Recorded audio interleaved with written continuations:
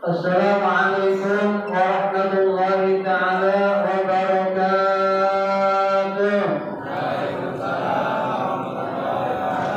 Bismillah walhamdulillah wassalatu wassalamu ala rasulillah Muhammad ibn Abdillah wa ala alihi wa sahbihi wa mawalah. Asyhadu an la ilaha illallah wa asyhadu anna Muhammadan abduhu wa rasuluhu la nabiyya ba'da. Allahumma salli ala nuril anwar wa Sayyidina Muhammadul Mukhtar wa alihi al-akbar wa ashabil akhir adada ni'amillah wa iqdari amma ba'du. Faqad qala Allah ta'ala fi ayatil karim wa huwa asdaqul qailin. Bismillahirrahmanirrahim. Inna anzalnahu fi lailatul qadr wa ma adraka ma lailatul qadr. Lailatul qadr khairun min alfi shahrin tanazzalul malaikatu war-ruhu fiha bi'izni rabbihim min kulli amr. Salamun hiya hatta matla'il fajr. Wa qala Nabi sallallahu alaihi wasallam, "Qala Ramadan imanan wa ihtisaban, ghufira lahu ma taqaddama min dhanbi, sadaqallahu al-'azim wa sadaqa rasuluna bil hadithil karim wa nahnu 'ala dhalika min asyhadin wa syahidin walhamdulillahi rabbil alamin." Pertama-tama yang saya hormati ketua DKM Mushola Al-Ikhlas dan para stafnya, yang saya hormati dewan guru, para ustaz, para imam, para bapak, para ibu jamaah yang dimuliakan oleh Allah Subhanahu wa taala. Alhamdulillah, kita bersyukur kepada Allah Subhanahu wa taala masih bisa melaksanakan yaitu ibadah kepada Allah Subhanahu wa taala. Hadirin jamaah yang dimuliakan oleh Allah Subhanahu wa taala.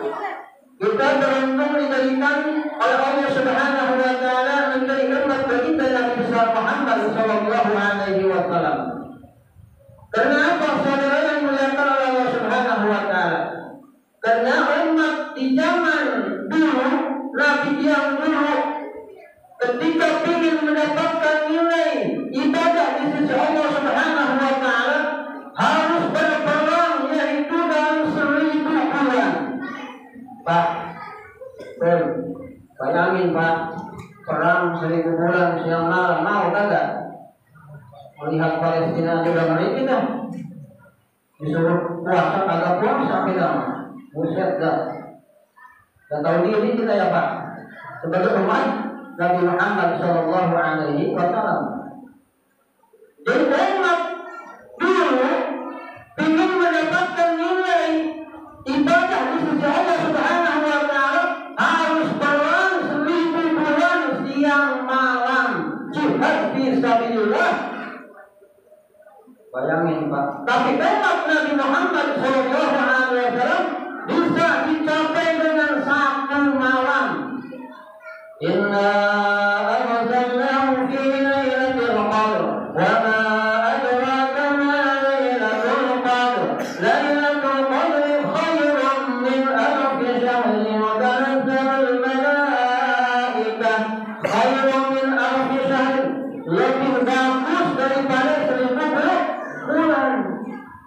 maka kita harus sungguh-sungguh mudah-mudahan kita mendapatkan yaitu Lailatul Qadar. Amin ya Allah ya Rabbal alamin. Dari malam pertama terus kita tarawih. Ini mau baru malam 9 udah kayak begini nih. Bisa tak kemana ini? Kalau sholat di luar kagak apa-apa. Kalau kagak sholat ini, yang jadi masalah kalau kagak sholat. Jadi beruntung kita ini umat baginda Nabi besar Muhammad sallallahu alaihi wasallam. Maka saudara kita dicoba dan diuji oleh Allah Subhanahu wa taala. Lihat saudara kita yang ada di Palestina, Pak. Buset dah, kita mah aman di Indonesia. Aman belum? Aman. Tadi yang lagi sholat gak ada bom kan? Ada bom gak? Kagak ada. Tapi kita kadang-kadang menuruti hawa nafsu di kita. Hawa nafsu yang luar biasa Pak. Karena dulu hawa nafsu digodok oleh Allah Subhanahu wa taala 1000 tahun di neraka Allah Subhanahu wa taala. Ditanya oleh Allah, "Hei nafsu, siapa aku dan siapa kamu?" Apa jawaban nafsu, Pak? Beda dengan akal. Kalau akal langsung mengakui bahwa akal itu adalah hamba Allah Subhanahu wa taala. Kalau nafsu sudah digodok aja 100 tahun di neraka Allah Subhanahu wa taala. Hei nafsu, siapa aku dan siapa kamu? Kalau kata kita orang Betawi di sini, ente lu buah. Buset lah.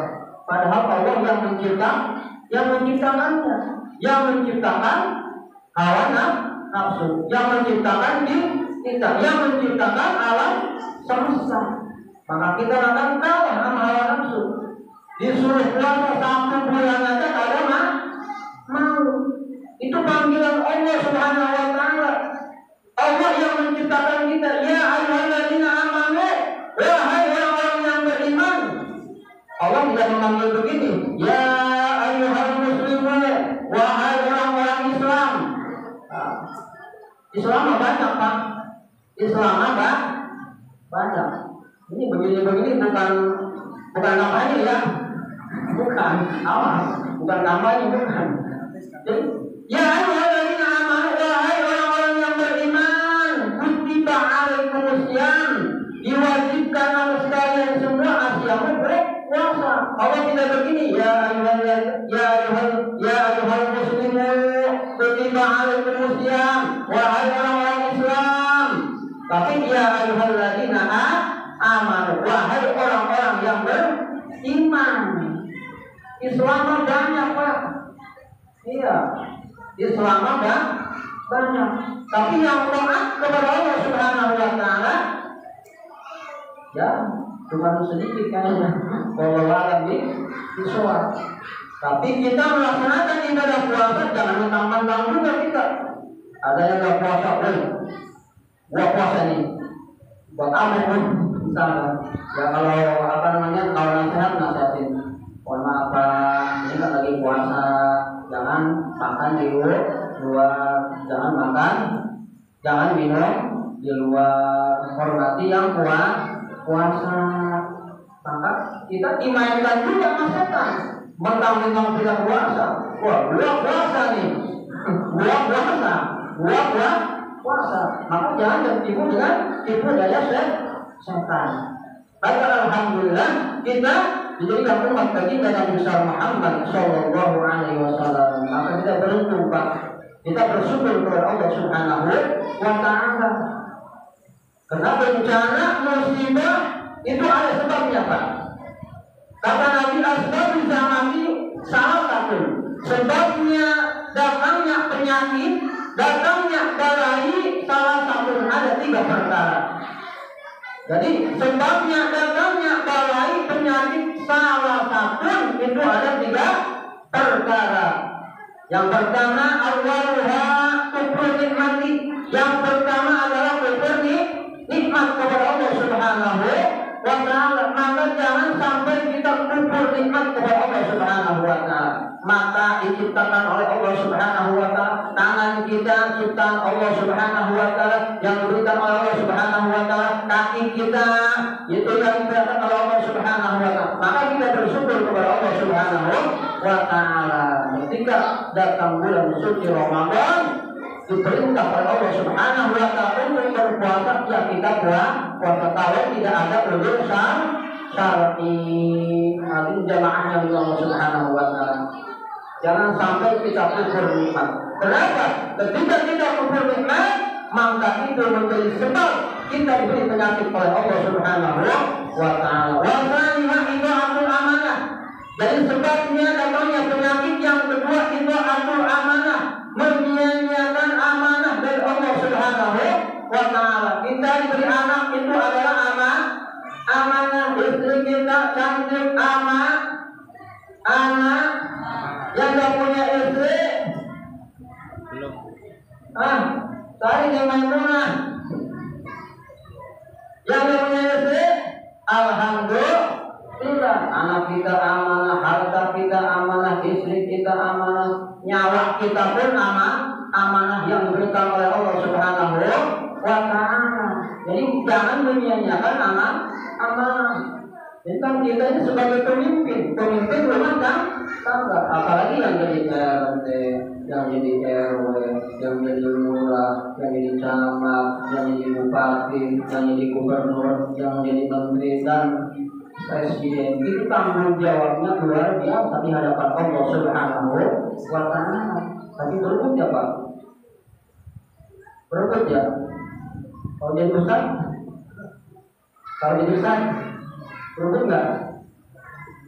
Makanya ketika ada ulama dipanggil oleh Allah Subhanahu wa Ta'ala, hati kita harus bersedih kepada Allah Subhanahu wa Ta'ala. Kenapa enggak? Gantinya itulah kalau pejabat pusat udah ngantri. Di sini ada cari, ada? Kemarin? Enggak ada. Banyak yang nyalon kalau jadi pejabat. Bangga anak ibu-ibu masukinlah pesantren, didik dengan agama Allah Subhanahu wa Ta'ala. Kayak anak Pak Ustaz Ali, pesantren ya? Alhamdulillah. Jadi ntar nanti di akhirat Pak, kita aneh tuh, aneh, Ustaz. Ini pahala banyak anak ini. Nanti di akhirat tuh, yang anaknya mondok, yang gak mondok. Jadi aneh, ini pahala banyak anak. Sedangkan saya waktu di dunia, Ustaz ya, sholat tarawih belum bentong kata orang Sunda. Jadi kadang sholat tarawih, kadang ini pahala banyak nih. Ternyata itu pahala anaknya dikasih kepada orang tua. Maka alhamdulillahirabbil alamin. Jadi itu atur amanah. Sebaiknya datangnya penyakit karena menyia-nyiakan amanah yang diberikan oleh Allah Subhanahu wa Ta'ala. Wasalisuha, dan yang ketiga yang bisa mendatangkan penyakit yaitu kasratul ma'asi, banyaknya permaksiatan.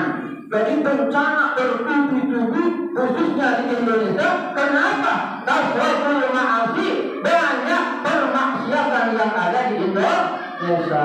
Mabokan udah terangan, perzinahan udah terangan, bahkan ada tempatnya. Tahu tempatnya? Tahu enggak? Langganan kayaknya.